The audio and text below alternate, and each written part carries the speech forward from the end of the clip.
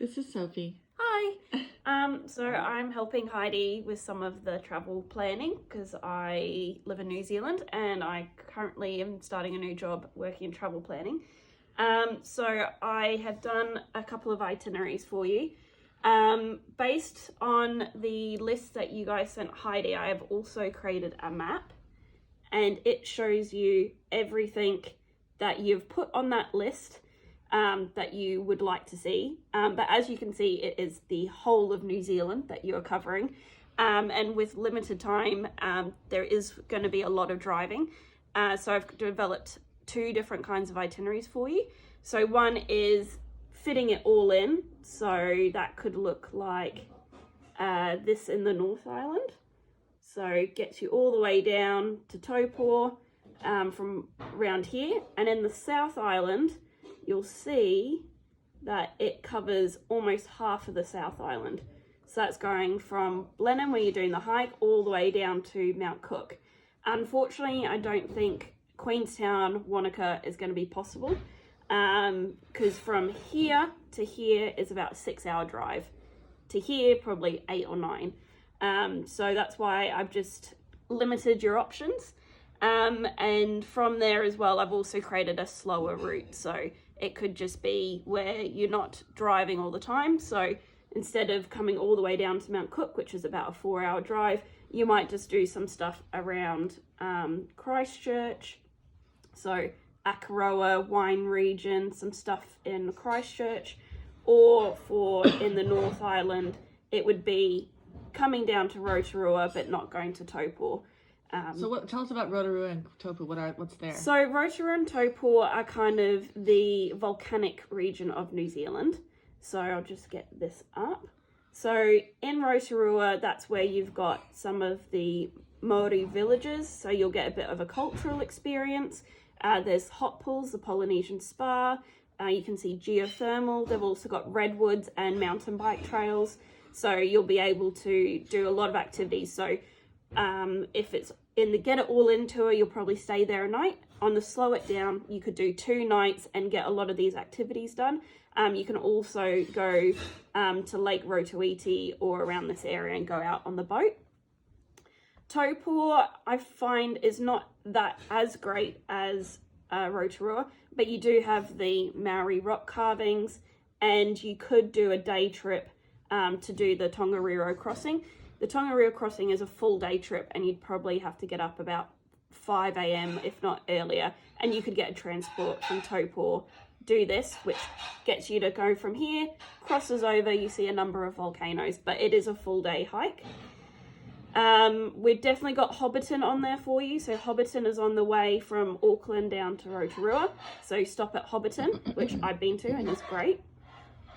In Auckland, depending on whether you do Auckland first or last or slow, you can then take a boat trip out to Waiheke Island and do a winery tour.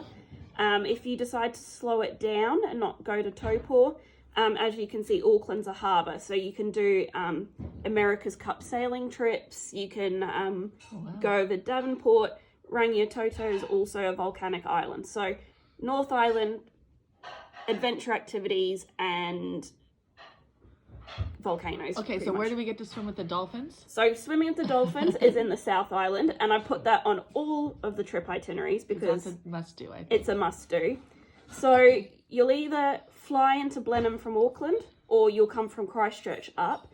But Kaikoura is right on this marine shelf, and it means that there's a lot of whale activity.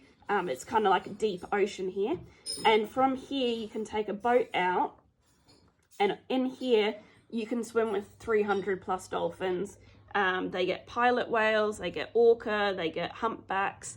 But I would highly recommend doing the dolphin swim, which they kind of drive, you're on a boat, drop you off, you all jump in the water, and there's just hundreds of dolphins everywhere. And then you get back on the boat and they go a little bit further and you rejoin the dolphins. So I think that's a must do.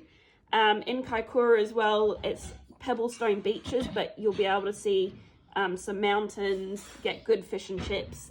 There's seal colonies, so it's kind of a bit of a coastal town. In Blenheim, where you start and finish your hike, I'd recommend doing a bit of as you can see, it's a long way up.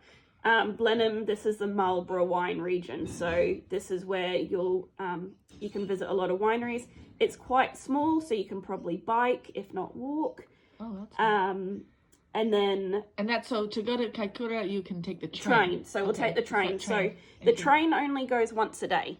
So that's why I put it on the itinerary. So it leaves early from Christchurch and then ends in Blenheim, and then the one trip back is in the afternoon. So that's one thing you've just got to be conscious of, is if recommend the train, we could flip it and we could start in Christchurch and do the South Island first, so we can kind of So that's why I've done the 2 trips, because this could be you get off your hike and then you kind of have to wait around to 4:00 in the afternoon to be able to get on the train to Kaikoura.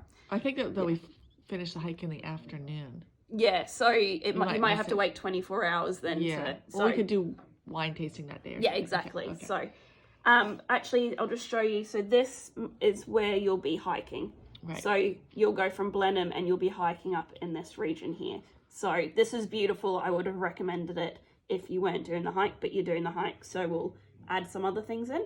So South Island, I definitely am more of a South Island wine person. So you've got to do your wine tasting here, swim with the dolphins here, get into Christchurch. I've got a good restaurant for you guys in Christchurch. I think this is the best base because this is where you can fly back out to Auckland easy. It's another main hub of New Zealand. In Christchurch, there are another wine region. There's a winery in town that you can actually stay at. We've got some hot pools, some beach walks, or you can come to Akaroa, which is actually a French colony village.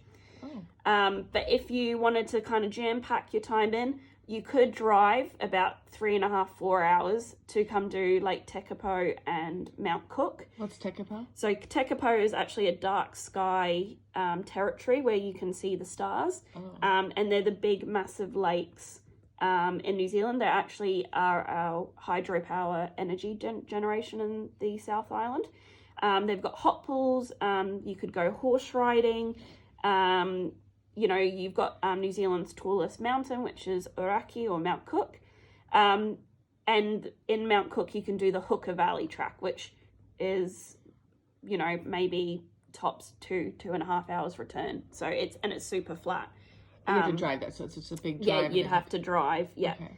So, you could, if you wanted to fit it all in, you could just get a car to do this in 2 days. It would be a full-on 2 days, but if you really, really want to see it, you can do it.